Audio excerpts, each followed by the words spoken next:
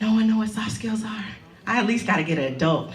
All right, soft skills are the people skills, the interpersonal skills. They're the skills that help you work well with others while you get the job done.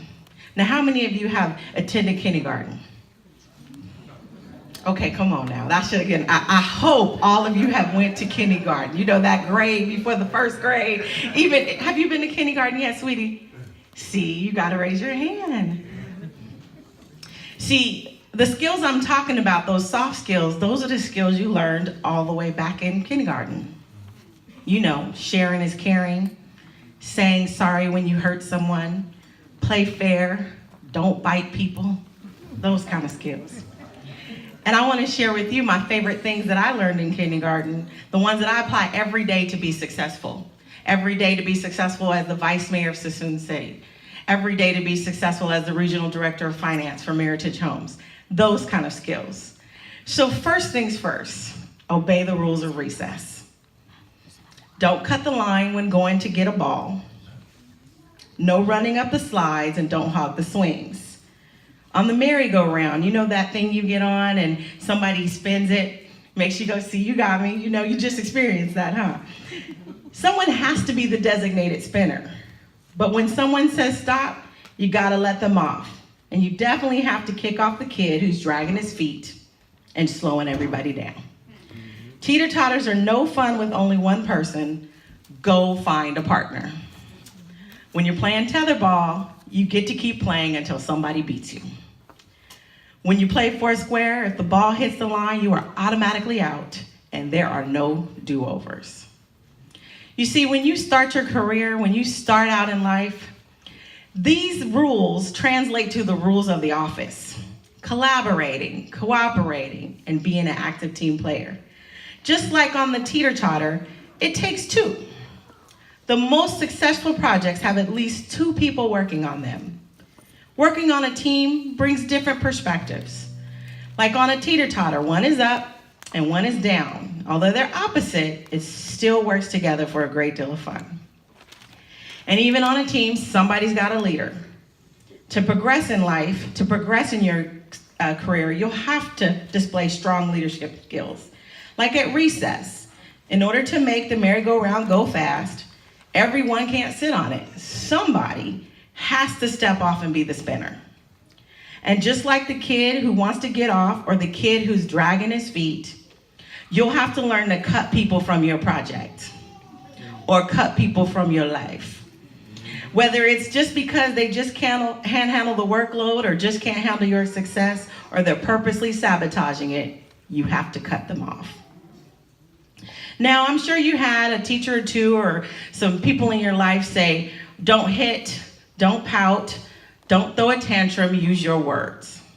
So in the professional world, that means be an effective communicator. Someone who can articulate their wants, their opinions, their position on important matters. You have to use appropriate body language that shows you're engaged, listening and want to be heard as well. Taking the time to express yourself in a way that keeps the other person at least willing to listen to you. And oh, by the way, rolling your eyes as an adult is just as childish as a little kid stomping their feet in a tantrum. So my third favorite lesson is, do you remember that little kid in the class who always asks why? Why is a good question and it allows you to learn. But they're the ones who asked why. And then why? And then why again? But why? Well, okay, why? Well, why? Well, but why? Well, those are the ones who really never listen for the answer. They only ask you why so that you can give an answer and they can say why again. In my world, asking for why is like asking for feedback. It's not about asking to ask again, but it's so that you can learn to accept the feedback and take the time to apply it. It's important for others to see you learn from what they tell you, because then next time, they will take the time to teach you something else. All right, we're getting almost done here. My teacher would always say to me when I was in kindergarten, use your imagination. Whether it was art time where every picture was different, Even though you could barely make out what it was, each one was accepted and all were deemed perfectly beautiful. Or story time, where she challenged us to picture that fiery dragon in our mind's eye, or imagine worlds like the ones of Dr. Seuss. You see, in your career in life, you'll be challenged to think creatively. Creative solutions to life challenges or workplace challenges drive innovation, increase inefficiencies, and contribute to either your company or your bottom line. It's not enough to think outside of the box. You have to go back to like when you were in kindergarten and act like the box doesn't even exist yet. You have to let your imagination run wild and ask yourself, what if, at every stage. Finally, but most important, the gold star. How many of you guys remember the gold star? We all liked those gold stars, didn't we? Whether it was on the board in front of the classroom or your art project, or even on your hand, gold stars were and are wonderful things. That little star said that you did something good. And of course, your head was held just a little bit higher, and your chest was puffed out just a little bit farther, and your walk had a little bit more swag to it. You know, we call that confidence. You go to work every day with the assurance you have the right knowledge and skills at hand to do the job well. And confidence, it's infectious to those around you. When you believe in you, they believe in you.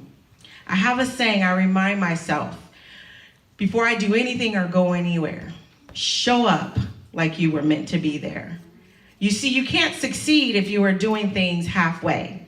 You can't make a difference if your strong and bold voice isn't at the table. I'm not telling you anything you didn't know already. Remember, you all learned it in kindergarten.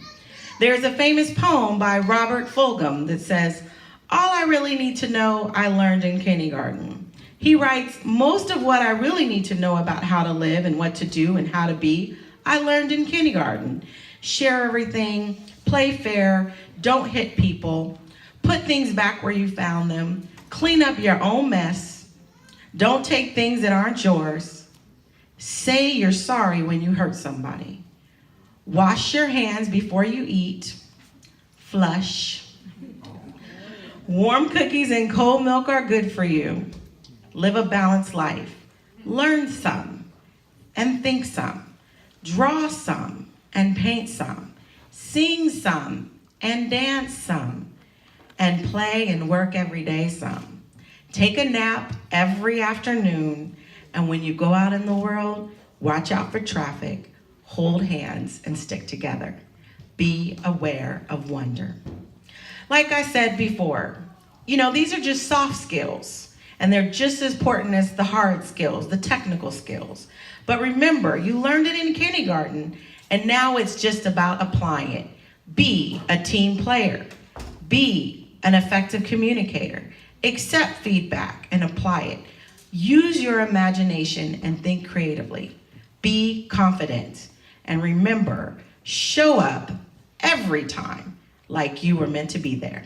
Thank you.